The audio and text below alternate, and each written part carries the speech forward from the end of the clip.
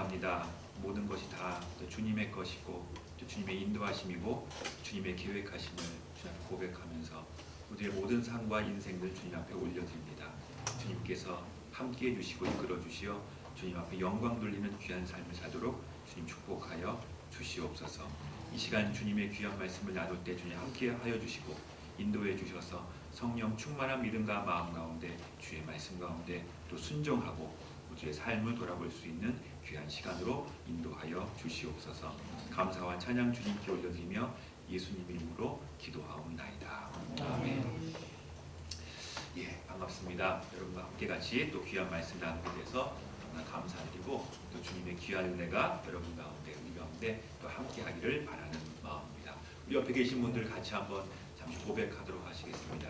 예수님은 나의 주님이십니다. 고백하도록. 할렐루야. 예수님은 나의 주님이십니다. 예.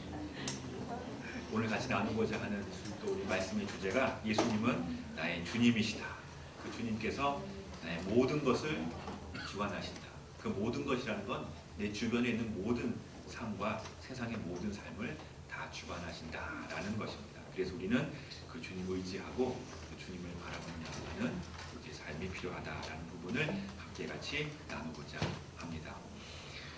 우리는 어떻게 살아가야 하는가 몇 번에 걸쳐서 계속해서 같이 또 나눠보고 저도 계속해서 또 이런 고민을 많이 합니다. 그런데 답은 없더라고요. 답은 참 찾기 힘들고 우리가 살아가는 이 세상의 삶은 결코 쉽지 않은 그런 세상의 삶이다라는 것도 많이 생각을 해보게 됩니다.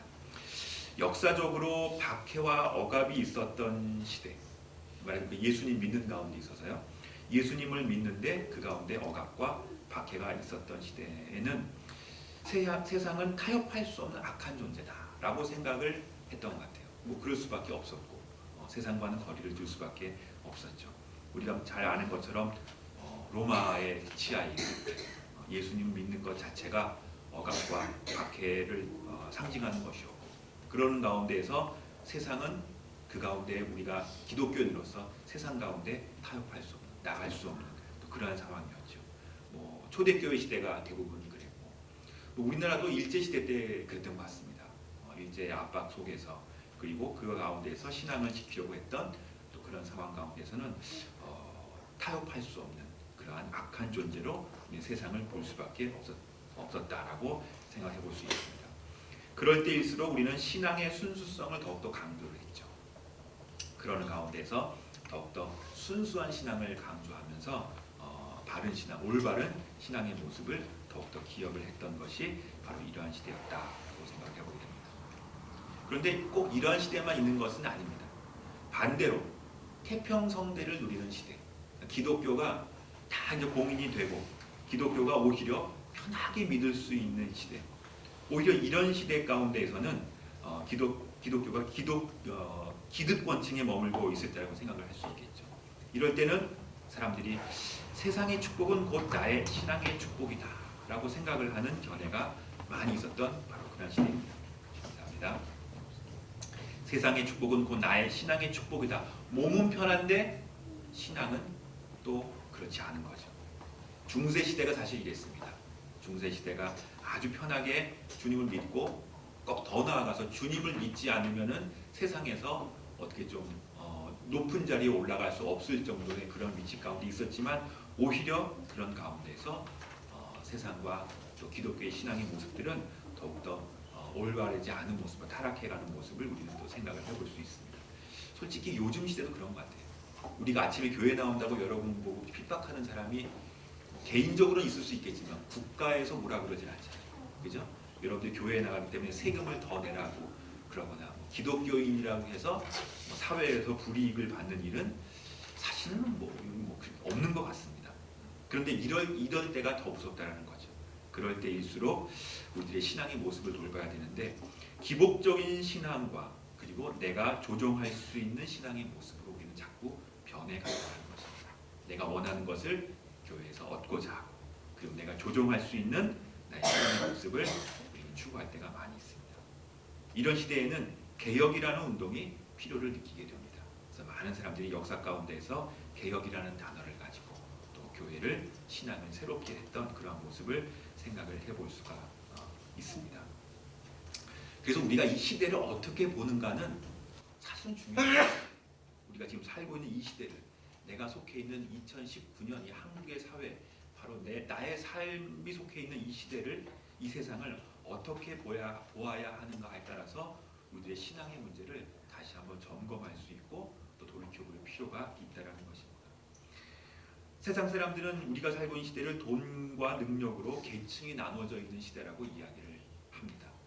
알 수 없지만 우리들은 그 차별 가운데 살아가고 있고, 더 나아가서 인간의 가치와 평가도 이러한 계층 가운데서 이루어지는 사회라고 이야기를 합니다. 뭐 한간에 많이 이야기하지만 흙수저와 금수저, 뭐 이런 이야기를 세상에서는 많이 하고 있습니다. 우리들은 그렇게 봐서는 안 되겠죠. 우리는 어떻게 이 세상을 과연 바라봐야 되는가라는 것을 우리는 한번 심각하게 깊이 생각을 해봐야 된다는 것입니다. 얼마 전에 또 이제 영화가 상도 받고 했지만 이 세상에 사는 사람을 기생충으로 비유를 하더라고요. 그래서 기생충처럼 붙어 사는 그 존재들을 이야기를 하고 있는데, 과연 우리가 세상을 또 그렇게까지 비관적으로 봐야 되는가라는 생각을 해보게 됩니다. 어쨌든 우리가 세상을 어떻게 보는가에 따라서 우리들의 신앙의 모습을 다시 한번 점검을 해볼 필요가 있다는 것입니다. 사실 하나님은 지금도 변함없이 어느 시대나 우리를 너무나 소중하고 귀중하게 보십니다. 정금보다도 더 귀중하게 여기시고 너무나 소중하게 여기셔서 보배로운 예수님의 십자가의 피로 우리를 구속하신 분이 바로 우리 하나님이시고 우리의 신앙의 근본이 되는 것입니다. 우리는 참 소중한 존재입니다. 그래서 맥스 루카도는 너는 특별하단다 라는 책의 제목으로 우리들한테 이야기도 해주고 있습니다. 우리들은 특별한 존재입니다. 하나님 가운데서 그분 앞에서 우리는 놀라운 계획을 가지고 있고 하나님의 놀라운 섭리 가운데 들어있는 사람이다라는 그 존재를 우리는 잊어버리지 말아야 할 것입니다. 세상의 그 평가 가운데서 우리들은 실패한 자, 그리고 우리들은 정말로 넘어설 수 없는 그러한 장벽이 가리워져 있는 자가 아니라 우리는 정말 하나님의 특별한 은혜와 사랑 가운데 들어가고 있는 바로 그러한 사람들이다라는 것을 생각해 보아야 하는 것입니다. 우리는 그런 마음 가운데서 이 세상을 다시 한번 생각해보고 바라보고 또 우리들의 신앙을, 또 하나님 앞에 나아가는 우리의 신앙을 다시 한번 생각을 해봐야 되는 것입니다. 결론적으로 말하자면 우리들은 이 세상을 하나님 나라의 관점으로 보아야 합니다. 하나님 나라의 관점으로 이 세상을 보고 평가할 수 있어야 된다는 것이죠. 성경은 이 세상은 하나님이 창조하신 것이라고 이야기를 하고 있습니다. 그리고 하나님의 구원 계획이 태초에서부터 종말까지, 마지막 때까지 영원하다라는 개념을 계속해서 말씀해주고 있는 것입니다. 그래서 이 세상은 하나님의 것이고, 그리고 이 세상에는 하나님의 통치와 능력이 지금도 함께하고 있다라는 그 믿음과 마음을 가지고 우리는 나아가야 된다는 것입니다. 그 하나님의 계획 가운데서 예수 그리스도는 구원의 계획을 가지고 이 땅에 오셨고 십자가에서 성취하셨습니다. 그리고 주님은 다시 오신다고 말씀하셨어요. 다시 오실 바로 그 세상, 그 하나님의 나라, 그때까지는 그 하나님 나라의 복음이 전파되고 하나님의 주권이 선포되는, 다시 말해서 하나님의 영역이 마치 누룩처럼 퍼져나가는 그러한 하나님 나라의 역사로 우리는 이 세상을 보아야 하는 것입니다. 그래서 우리는 이 세상을 힘들지만, 힘들죠. 그렇죠? 그거 참 빼면 좋은데 힘들어요. 힘들지만 우리는 천국처럼 살아갈 수 있는 소망을 가지고 살아갈 수 있는 힘과 용기가 우리에게 주어지는 것입니다. 천국을 소망하면서, 왜요? 결국 나중에 우리가 들어가요. 그 하나님 나라가 있죠. 그 천국을 소망하면서 살아가기 때문에 또한 동시에 우리는 천국을 소유하며 살아가는 것입니다. 이 세상을 살면서 천국처럼 하나님의 인도하심을 바라보며 천국을 소유하며 살아갈 수 있는 그 믿음과 소망이 있기 때문에 우리들의 기독교인들의 이 세상에서의 삶이 얼마나 중요한지를 다시 한번 기억해보며 주님 앞에 나아가는 그런 시간이 되시기를 바라겠습니다. 여러분들에게 주어진 여러분들의 위치, 여러분들에게 주어진 여러분들의 세상에서의 사명, 그리고 여러분들에게 주어진 여러분들의 환경, 때로는 그것이 힘들고 어려울지 모르지만 하나님께서 여러분들에게 주신 하나님의 놀라운 계획이고 하나님의 놀라운 인도하심이고 그것으로 인해서 주님께서 영광 받으신다라는 그 믿음과 마음을 가지고 나아가시길 바라겠습니다. 할렐루야. 다윗의 최대의 목표는 무엇이었을까요? 다윗의 최대의 목표는 오늘 성경에도 우리 같이 보았지만 성전 건축이었습니다. 다윗은 정말 관심이 많았어요. 그리고 다른 무엇보다도 내가 일생 동안에 하나님 앞에서 내가 성전을 한번 건축해 드려야 되겠다는 생각이 상당히 많았어요. 그리고 어떻게 보면 인생의 목표, 그리고 그렇게 살았던 것 같습니다. 당시 여호와의 법궤는 회막에 있었어요. 그러니까 이리저리 왔다 갔다 하고, 회막이라는 것이 물론 소중하게 하고 레위 사람들이 다 그 부분들을 맡아서 인도를 했지만, 그러나 그렇게 뭐 움직이고 또 전쟁 가운데서 이스라엘 백성들이 움직이는 가운데서 그렇게 다 보관이 되거나 또 쉽지는 않았겠죠. 이곳으로 갔다가 저곳으로 갔다가 이곳에 회막을 쳤다가 이곳에 또 세웠다가 하는 그러한 가운데에 있어서 늘 언제나 이 다윗은 그것을 보면서 하나님 앞에 내가 하나 해드리고 싶은 것이 멋진 집을 한번 지어드리고 싶다 라는 생각이 그 마음까지 늘 언제나 있었던 거죠. 그래서 하나님 앞에 정말로 이제는 어느 정도 이 나라도 안정되고, 그리고 내가 권력도 잡았고, 확실하게 이 주변 국가도 내가 이제 평정을 했으니 이 힘과 권력을 가지고 이 재력을 가지고 내가 하나님 앞에 한번 집을 지어드리겠습니다. 하나님이 거하시는 하나님의 성전을 지어드리겠습니다 라고 하나님 앞에 소원을 했어요. 기도하면서 정말 칭찬을 받을 줄 알았겠죠. 그죠? 그럼 정말 그래, 정말 이 다윗 네가 잘하고 있구나. 내가 그동안 그렇게 성전에 있길 원했는데 멋진 성전을 네가 한번 짓겠구나 라고 생각을 했는데, 말씀에 있는 바와 같이 4절에 있는 것처럼 가서 내 종 다윗에게 말하기를 여호와의 말씀이 너는 내가 거할 집을 건축하지 말아라 라고 이야기를 말씀하시는 거예요. 너 하지 마라. 그거 내가 원하는 것이 아니다 하면서 분명하게 하지 말라라고 이야기를 해나가고 있죠. 되게 좀 놀랬을 것 같아요. 다윗은 정말 마음을 다해서 해드리고 싶었는데, 정말 좋은 마음이었죠. 호의로 해드리고 싶었는데 하나님은 너무도 명확하게 너 하지 마. 할 말이 없잖아요. 그냥 둘러서 얘기한 것도 아니고 분명하게 건축을 하지 말라고 이야기를 하시면서 하나님이 나단 선지자를 통해서 다윗을 통해서 너의 왕조를 통해서 이루신 하나님의 놀라운 일을 이제 말씀해 주십니다. 이것이 다윗과 맺은 언약이고, 그리고 하나님이 이 세상을 향한 하나님의 놀라운 계획을 이제 다윗을 통해서 말씀을 해주고 있는 것이죠. 다윗의 입장은 집을 짓기를 원했죠.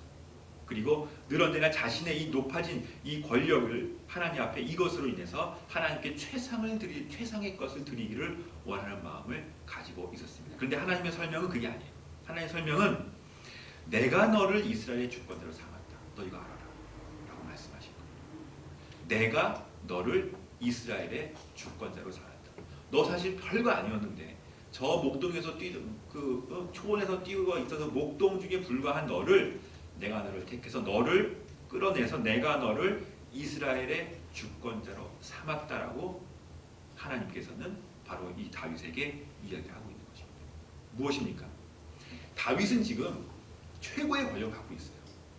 돈도 있고 뭐든지 할 수 있는. 그래서 내가 성전을 멋지게 한번 지어드려야 되겠다고 생각했지만, 하나님께서 말씀하시면 너한테 있는 그 주권, 그 권력, 그 힘이란 것은 결국은 내가 너한테 준 거다.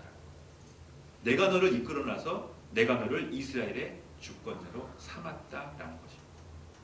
우리가 알아야 될 것은요, 모든 권력은 하나님으로부터 나오는 것입니다.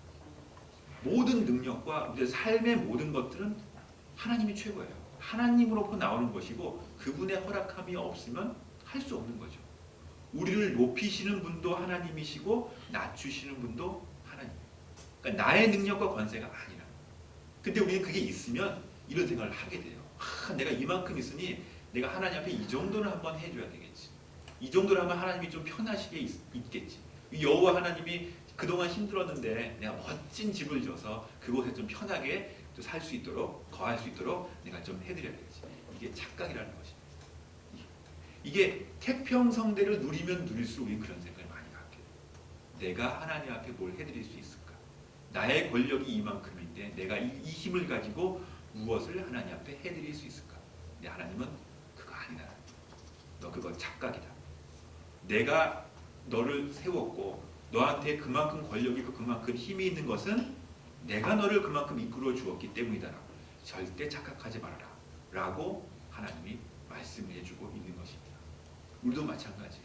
우리고 이 세상을 살면서 내가 많은 것들을 누리고 내가 어떻게 보면 높은 위치에 올라갈 수도 있고 때로는 낮은 위치에 갈 수도 있지만 이 모든 것들이 다 하나님의 계획 가운데 그리고 모든 것이 다 하나님의 권능 가운데 그리고 모든 것이 하나님의 능력 가운데 있다는 것을 우리는 알아야 합니다. 그렇기 때문에 우리는 어느 시대에 처하든지 어느 무슨 환경이 있든지 우리는 하나님 앞에 감사할 수 있고 모든 것들을 하나님 앞에 가져갈 수 있는 것이죠. 왜? 결국 그분이 다 주관하시는 거예요. 그러니까 이 세상은 그분이 주관하신다는 것입니다. 이게 오늘의 핵심입니다. 세상이 뜻대로 이루어지지 않고 세상이 더욱더 악해져가고 뭐 여러 가지 일들이 많고 하는 가운데 있지만 결국 하나님께서는 주님께서는 이 세상의 모든 것들을 주관하시는 분은 바로 우리 하나님이시다라는 그 믿음과 우리는 가지며 살아가야 된다는 것입니다. 두 번째는 그렇게 말씀하시면서 내가 너를 위해서 한 왕조를 이제 세울 거다라고 이야기를 하세요. 한 나라를 만들겠다라는 너 네 한평생 잘되게 해준 것을 위해서가 아니라 다윗을 통해서 이제 한 왕조를 세우는데 그 왕조가 영원히 끝까지 나아간다는 왕권이 이어진다라는 그러한 말씀을 해주고 있는 것입니다. 이 나라가 이어진다는 것이죠. 대단한 일이죠. 그죠? 그 나라가 언제까지 이어지는가? 영원히 이어진다고 말씀하신 것입니다. 이 말씀은 예수 그리스도로 인한 하나님 나라입니다. 물론 다윗을 통해서 말씀하셨지만 단순하게 다윗 왕조, 그 이스라엘 왕국만을 이야기한 것이 아니라 다윗의 자손, 다윗의 씨로 오시는 바로 그 예수 그리스도를 통해서 하나님의 놀라운 이 왕권이 계속해서 이어지게 되고 결국 그것은 복음으로 시작되는 하나님 나라가 이어지게 될 것이고 그 나라의 백성은 예수님 믿는 예수 그리스도를 믿는 바로 그 사람들이 백성이 될 것이라는 그 내용을 그 하나님의 놀라운 계획을 이 다윗에게 말씀을 해주고 있는 것이죠. 그래서 신약에 들어가면 이 부분을 계속해서 강조를 합니다. 다윗의 자손으로 오신 예수 그리스도 그리고 다윗의 씨로 하나님의 왕국이 하나님께서 약속하신 그 놀라운 하나님의 왕국이 지금 이 세상과 이 땅 가운데 와 있는 하나님의 왕국이다. 하나님의 나라다라는 것을 강조를 하고 있죠. 마태복음 1장 1절에 아브라함과 다윗의 자손 예수 그리스도의 계보다 라고 하면서 신약 성경을 시작하는 이유도 다윗의 자손으로 오신 바로 그 예수 그리스도의 그 인도하심이 바로 이미 하나님께서 이렇게 약속하신 것이다 라는 것을 말씀해주고 있는 것이고 마가복음도 예수님께서 공생을 시작하시면서 때가 찼고 하나님 나라가 가까이 왔으니 하나님 나라가 가까이 왔으니 회개하고 복음을 믿어라. 이 예수님이 오셔서 복음을 전하는 바로 그것이 너희에게 하나님 나라가 가까이 왔다. 바로 이 하나님의 왕국, 하나님 나라가 가까이 왔다라는 것을 말씀해주고 있고 그리고 베드로전서 2장 10절에 너희가 전에는 백성이 아니더니 이제는 하나님의 백성이다라고 이야기합니다. 하나님 나라의 백성, 우리 시민권이 바뀐 거예요. 예수님 믿는 사람은 하나님 나라의 백성이고 전에는 긍휼을 얻지 못하였던 이제는 긍휼을 얻은 자다. 이제는 우리들의 그 통치가 하나님의 통치 아래 들어있는 바로 하나님 나라의 백성이다라고 그렇게 계속해서 반복해서 저희들에게 이야기를 해주고 있습니다. 할렐루야. 그래서 우리는 이 세상에 살지만 하나님 나라의 백성으로 살아가는 거예요. 우리는 이 세상에 있지만 우리는 하나님 나라의 백성으로서 우리는 이 세상을 살아가고 있는 것입니다. 그리고 세 번째로는 영원히 견고하리라. 그 나라가 흔들리지 않는 영원히 견고한 나라가 될 것이다 라고 말씀해주고 있는 것이죠. 어떠한 공격에도 어떠한 세상의 풍조에도 흔들리지 않는 그리고 사단의 공격에도 흔들리지 않는 넘어질 수 없는 그런 견고한 하나님의 나라가 이 땅 가운데 세워지게 될 것이다라는 것이죠. 그것을 믿고 너희가 살아가라 라고 이렇게 말씀해주고 있는 것입니다. 사실 이 성전 건축이라는 부분은 역대상 역대하에 아주 자세히 나옵니다. 장소, 인물, 거기서 맡은 직임자들, 성전을 어떻게 세웠고 성전을 어떻게 섬기고 어떻게 제사드리고 어떻게 예배를 하는지에 대한 아주 자세한 이야기가 특별히 역대상하에 보면 자세하게 나와 있는 것입니다. 어떻게 보면 다른 역사 이야기들은 좀 배제가 되어 있고 특별히 성전에 대한 이야기가 더욱더 강조되어 있는 것을 우리는 볼 수가 있습니다. 그래서 이스라엘 사람들은요, 자신들의 정체성을 성전에 샀습니다. 자신들의 정체성 이꼴 곧 이 바로 이 이스라엘의 성전이다라고 이야기를 하면서 지금도 이 사람들에게서 성전은 너무나 중요한 것이죠. 이 땅에서의 이스라엘 나라의 회복, 그 회복돼서 다윗의 왕권이 함께한다 그랬잖아요. 그 멸망하지 않는 이스라엘 나라의 회복, 그리고 그것이 회복되면 자기들에게 어렵게 했던 그 적군들에 대한 복수, 이것이 그들한테 있어서의 아주 어떻게 보면은 목표이고 주제이고 또 그들의 정체성입니다. 그래서 이스라엘 사람들은 늘 언제나 이 성전 건축을 늘 언제나 중요시 여기게 되는 것이죠. 그래서 성전 건축은 이것들의 상징이 되기 때문에 그들은 성전 건축 그러면 이스라엘 나라의 회복을 이야기하는 경우가 너무나 많습니다. 지금도 많은 사람들, 일부의 사람들, 많은 사람들은 아니겠죠. 그러나 꽤 상당수의 사람들은 이 부분들을 강조해서 이스라엘 나라의 회복을 강조하며 이야기하는 경우가 많이 있습니다. 이것이 곧 하나님의 나라다. 그리고 그것에 대한 어떤 상징적인 의미가 성전의 건축이다, 성전의 재건이다 라고 이야기하는 경우가 많이 있습니다. 그러나 우리들은 사실 그렇게 보지 않습니다. 성경을 하나님의 말씀으로 보는 저희들의 입장에서는 하나님의 나라는 이 세상 가운데 임한 복음으로 임한 바로 우리가 살고 있는 이 땅, 이곳에서 이루어지는 하나님의 나라를 우리는 생각을 해보고 있는 것이죠. 그 솔로몬의 성전은 지금은 없어요. 그죠? 솔로몬의 성전은 이제 없어지고 그 이후에 포로에서 돌아온 사람들이 이제 성전을 다시 한번 허름하게 세웁니다. 그래서 그 성전이 이후에 있어서 이제 그 헤롯 대왕이 그 유대인들의 마음을 사기 위해서 좀 더 크게 건축을 해요. 크게 건축을 해서 그 헤롯 성전이 예수님 시대까지 이제 지탱이 되지만 결국 로마에 의해서도 그 성전은 결국 파괴가 돼서 지금은 그 성전은 남아있지 않고 성전 터만 그렇게 있는 것을 보게 되는 것이죠. 지금도 많은 사람들은 그 성전이 다시 회복되기를 기다리고 소망하는 사람들이 상당히 많이 있어요. 그래서 물리적으로 그 땅의 그곳에 이 예루살렘 성전이 다시 한번 서기를 바라는 마음으로 그렇게 많은 운동들을 하고 있는 사람들이 많이 있습니다.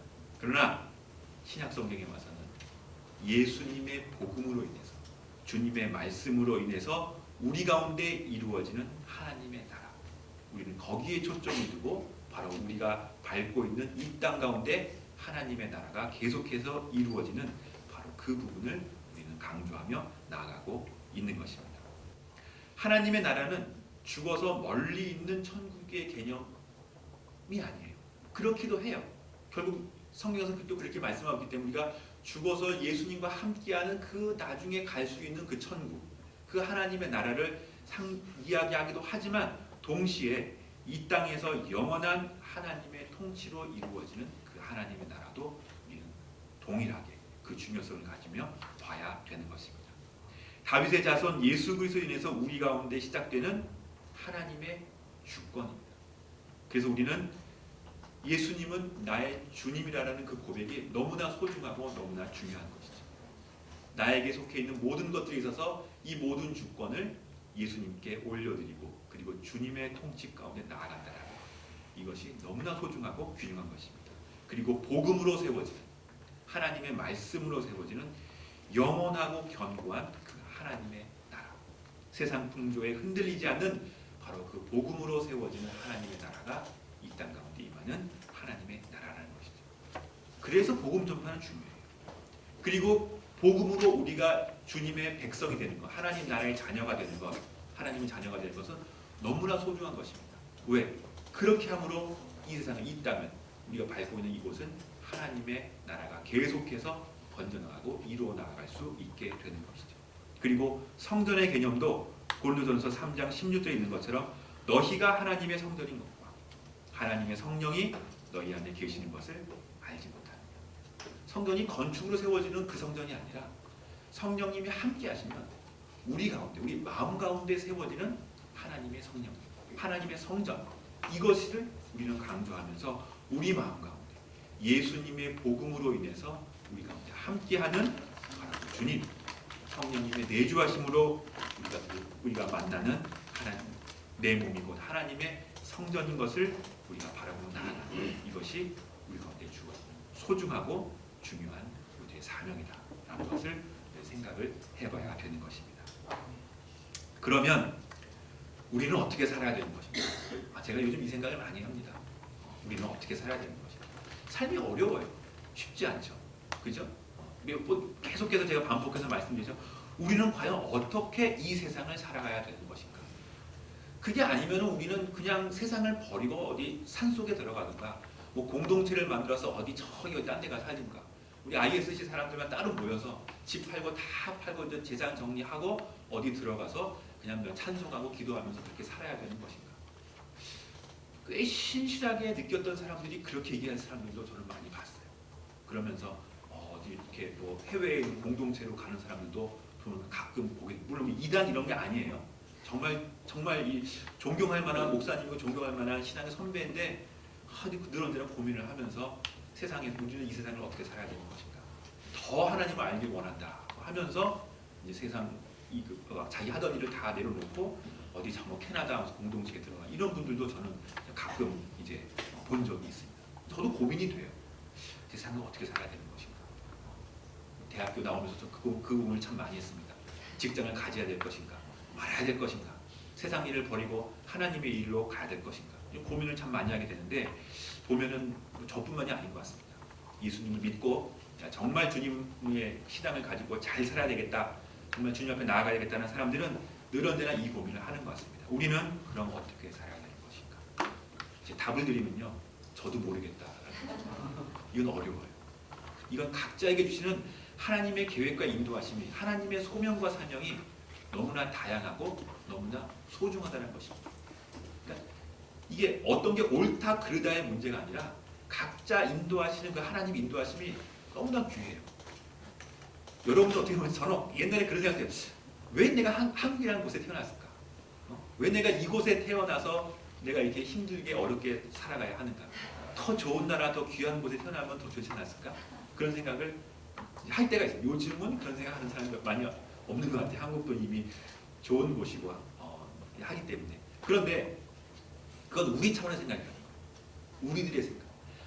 하나님 차원에서는 하나님의 계획과 하나님의 주권과 하나님의 정말로 이 신실하신 계획이 있기 때문에 모두가 다 소중하고 모두가 다 귀중하고 모두가 다 하나님의 놀라운 뜻이 있다는 것이죠.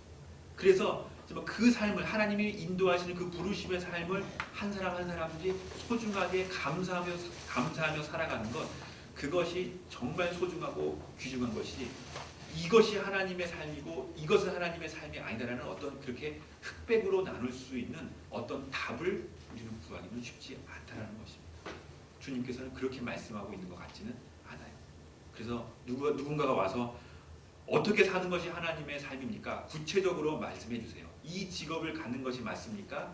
이 일을 하는 것이 맞습니까? 라고 물어봤을 때는 저도 모른다, 알 수 없다, 그건 하나님만이 아신다라고 대답할 수밖에 없지 않은가 라고 생각이 듭니다. 그러나 하나님은 이 세상을 어떻게 살아야 되는지 그 자세에 대해서는 성경을 통해서 분명하게 말씀해 주고 계십니다. 그것은 하나님 나라를 소망하며 살아가라 라고 말씀해 주고 계세요. 이 하나님 나라는 두 가지 측면입니다. 구원받은 우리가 최종적으로 가게 되는 천국, 하나님의 나라, 새하늘과 새 땅을 소망하면서 우리는 이 세상 가운데 살아가야 되고 나그네처럼 살아야 되겠죠. 그죠? 우리의 소망을 마지막에 주님과 함께하는 바로 그것을 봐야 되겠죠. 동시에 이 땅에서 하나님의 통치를 이루어가는, 주님의 복음에 계속해서 증거되어가는 하나님 나라가 확장되어가는 그 마음과 그 소망을 가지며 살아가야 된다는 이 두 가지 명제를 가지고 우리는 살아가야 된다는 것입니다. 그래서 내 집은 아니지만 내 집처럼 이 세상, 저 하늘나라의 주님을 만나는 그곳을 소망하며 바라보며 그곳에 소망을 두지만 오늘의 삶에 정말 하나님과 함께하는 신실하신, 정말 성령님의 인도함을 받는 오늘 하루를 값지고 귀하게 살아가는 그러한 삶을 살아가는 것, 이것이 하나님께서 우리에게 원하시는 하나님의 삶의 자세가 아닌가라는 것을 생각을 해보게 됩니다. 골로새 3장 1절에 그러므로 너희가 그리스도와 함께 다시 살리심을 받았으면 위의 것을 찾으라. 거기는 그리스도께서 하나님 우편에 앉아 계십니다. 그 하나님을 바라보면서 그 소망을 보면서 살아갑니다. 그러나 동시에 예수님은 나의 주님이십니다. 고백하면서 예수님은 나의 주님이십니다. 성령님이 함께 하시기 때문에 우리는 성령님과 함께하는 그 마음으로 오늘 하루의 삶을 주님과 동행하며 살아갑니다. 라는 그 마음으로 값지게 귀하게 살아갑니다. 그것이 하나님께서 우리에게 원하시는 가장 귀한 삶의 자세가 아닌가 다시 한번 생각을 해보게 됩니다. 그것은 주님께 모든 것을 다 의지한다는 마음. 예수님은 나의 주님이시다 라는 것은 말로만 끝나는 것이 아니라 주님께 나의 모든 것을 다 의지한다는 것이, 그것은 내 주권을 전부 다 주님 앞에 드린다. 나의 모든 것이 다 주님의 인도함 가운데 있다 라고 고백하며 말하는 것입니다. 그것은 첫째는 하나님 중심으로 삶의 질서가 잡혀 있어야 합니다.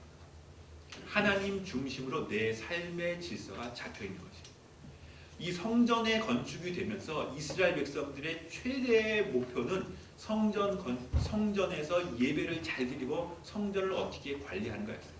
그래서 그들의 삶은 성전 중심으로 모든 일과가 다 주어지게 됩니다. 마찬가지 우리도 하나님 중심으로 삶의 질서가 잡혀야 됩니다.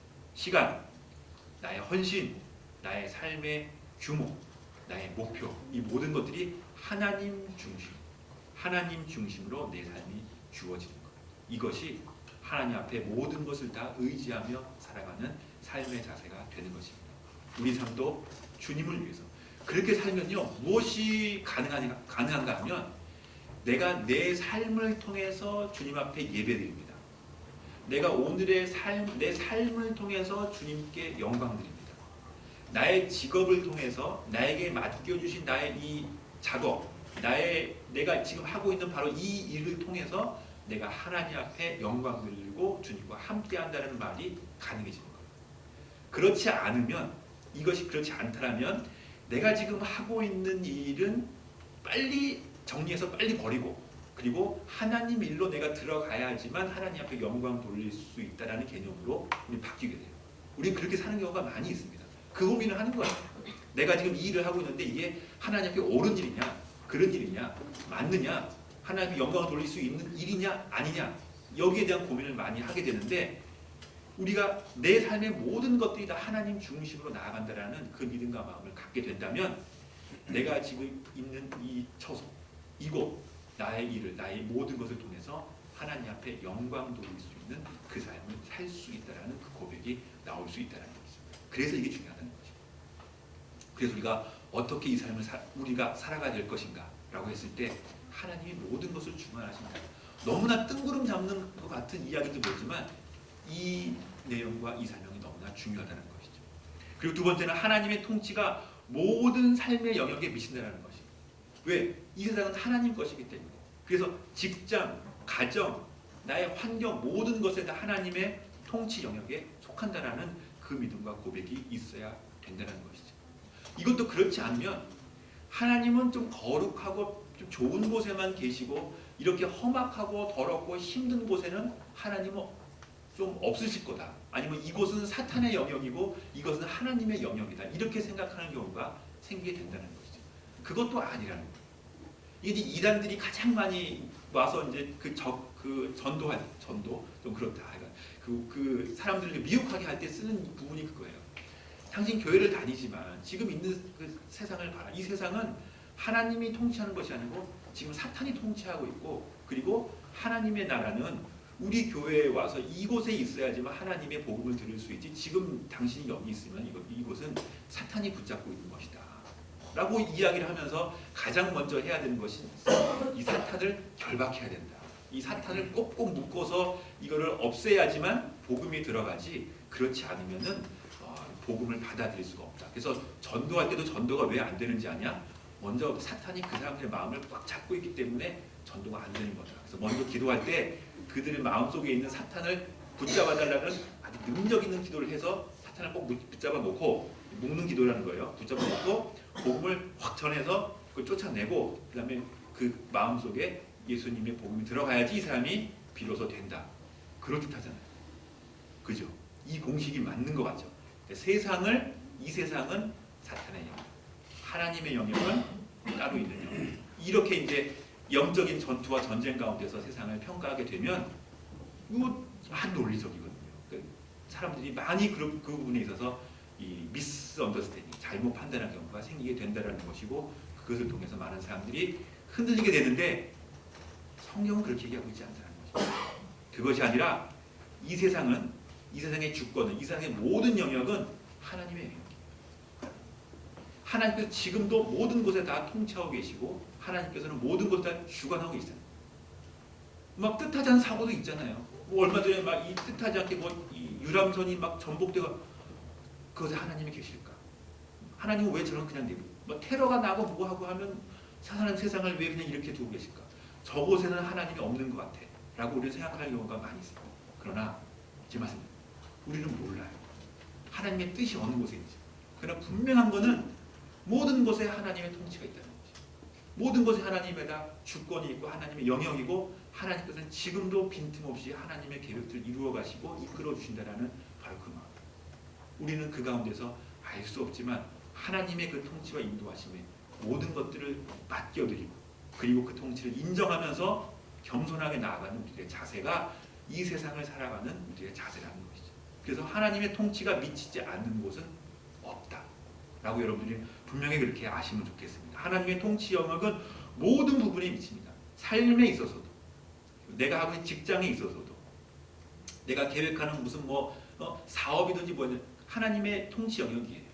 그 가운데 우리가 순종하며 나아가느냐 그렇지 않느냐라는 문제가 있는 것이지, 우리는 그 모든 것들이 다 하나님 앞에 영광 돌릴 수 있는, 영광 돌려야만 하는 하나님의 영역이다라는 것이죠. 그리고 그 절정은 새 하늘과 새 땅에서 이루어지죠. 결국 마지막에 우리는 그 결말을 보게 되죠. 왜 하나님이 이렇게 하셨습니까? 왜 하나님 이런 일이 있었습니까? 그리고 왜 하나님 저에게 이렇게 하셨습니까? 저에게 이런 어려움과 고통을 왜 주셨습니까? 라는 그 답은 마지막 때 새 하늘과 새 땅에서 우리는 바라볼 수 있게 되는 것이죠.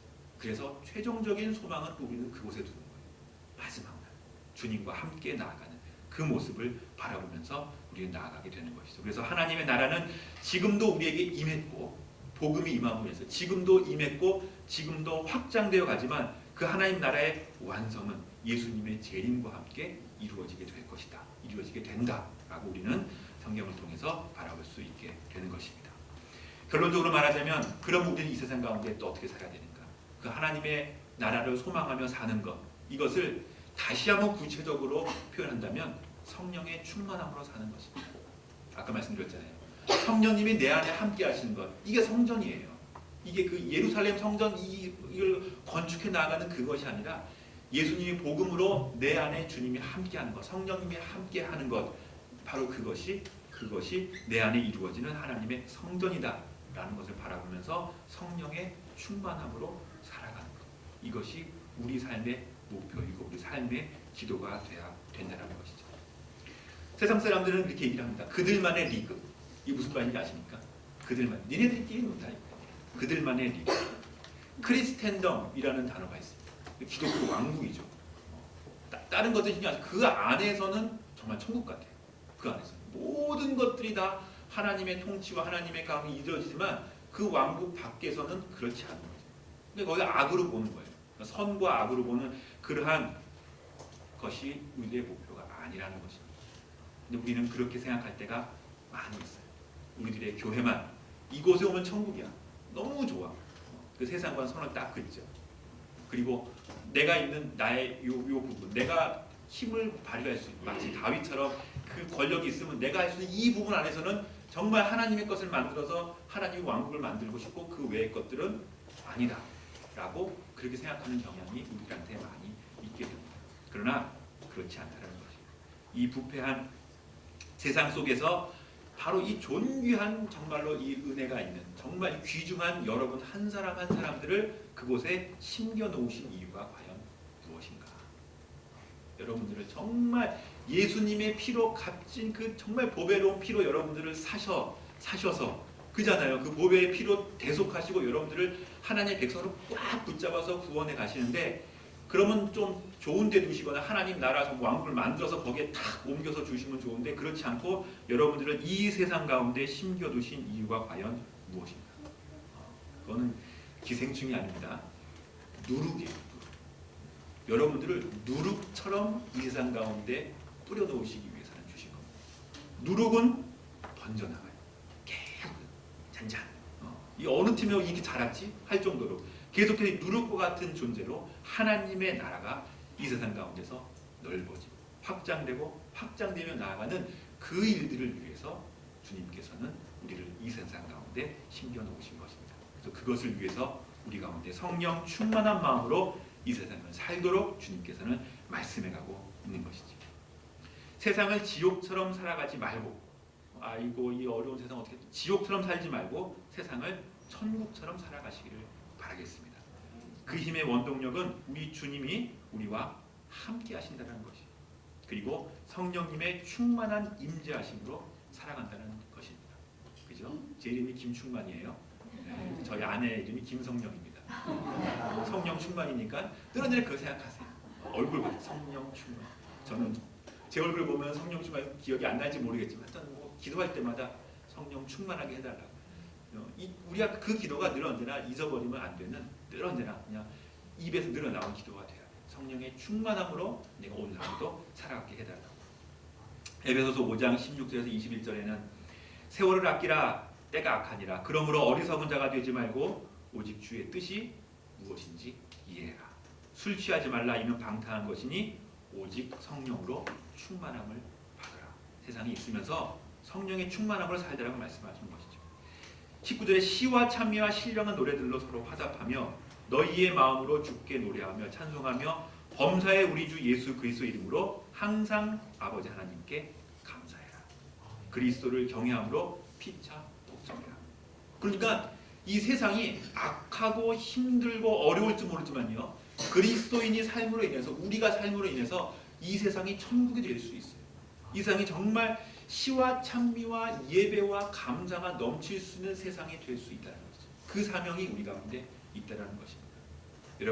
여러분들에게 맡겨진 그 삶, 여러분들에게 맡겨진 뭐 직업, 여러분들에게 맡겨진 어떤 일들, 여러분들에게 주어진 그 환경, 그 부분에서 여러분들이 언제나 성령 충만함으로 시와 찬미와 신령한 노래들로 주님 앞에 예배하며 기도하며 나아갈 때, 그때 여러분들의 처소는 천국과 같은 곳이 될 것이고, 정말 중요한 것, 그것을 보고 사람들은 예수님을 믿게 될 것이고 천국 복음은 더욱더 증거가 되게 될 것입니다.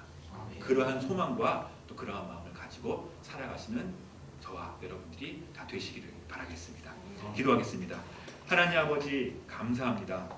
주님의 은혜 가운데 우리에게 주신, 이 세상 가운데 맡겨주신 저희들의 영역이, 저희들이 땅을 밟고 있는, 발을 밟고 있는 이곳이 하나님의 나라요. 이곳이 저희가 기도해야 될 곳이요. 이곳에서 저희가 성령 충만하게 예배하며 찬송해야 될 것임을 다시 한번 기억하며 바라보면서 주님의 복음이, 하늘나라의 귀한 복음이 세상 가운데 계속해서 증거되어져서 주님 앞에 영광 돌릴 수 있는 저희들의 삶이 되도록 주님 축복하시고 인도하여 주시옵소서.